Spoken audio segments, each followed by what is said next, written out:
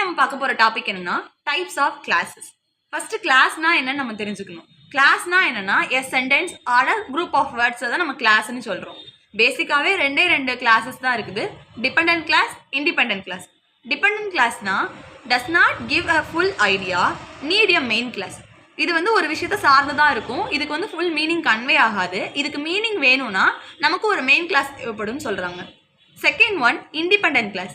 It acts independently. இதுக்கு வந்து எந்த ஒரு சப்போர்ட்டும் தேவைப்படாது. இது தனியாக இருந்தாலும் மீனிங் தரும். Gives a full idea, can stand alone. இதனால தான் இது இண்டிபெண்டன்ட் கிளாஸ்ன்னு நம்ம சொல்கிறோம். எக்ஸாம்பிள் வைஸ் நம்ம பார்த்துடலாம். Although it was raining we went to temple. என்ன சொல்லியிருக்காங்க?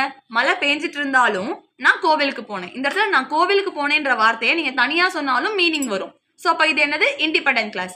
ஆல்தோ இட் வாஸ் ரெய்னிங், மழை பெஞ்சிட்டு இருந்தாலும் இந்த இடத்துல ஒரு ஃபுல்ஃபில் ஆகலை, இதுக்கு ஒரு மெயின் கிளாஸ் தேவைப்படுது. ஸோ அதனால இது வந்து டிபெண்டன்ட் கிளாஸில் வருது. நெக்ஸ்ட் உள்ளதும் அதே தான். ஐ வில் கால் யூன்றது independent clause. When I reach home, நான் வீட்டுக்கு போனதுக்கு அப்புறம்ன்றதுல ஒரு மீனிங் கன்வே ஆகலை, அதுக்கப்புறம் ஒரு கொஸ்டின் மார்க் அரைஸ் ஆகுது. ஸோ அதனால இது டிபெண்டன்ட் கிளாஸ். அதே மாதிரி ஐ வில் டூ ஹோம்ஒர்க், இது வந்து தனியாக சொன்னாலும் நமக்கு மீனிங் கன்வே ஆகுது. ஸோ அதனால இது independent clause. When the rain overs, மழை பெஞ்சு முடிச்சதுக்கு அதுக்கப்புறமா நம்ம என்ன பண்ணுவோன்றதுக்கான மீனிங் வந்து மெயின் கிளாஸ்க்கு நம்ம போக வேண்டியதாக இருக்கு. ஸோ இப்போ இது வந்து டிபெண்டன்ட் கிளாஸாக வருது. Thank you all.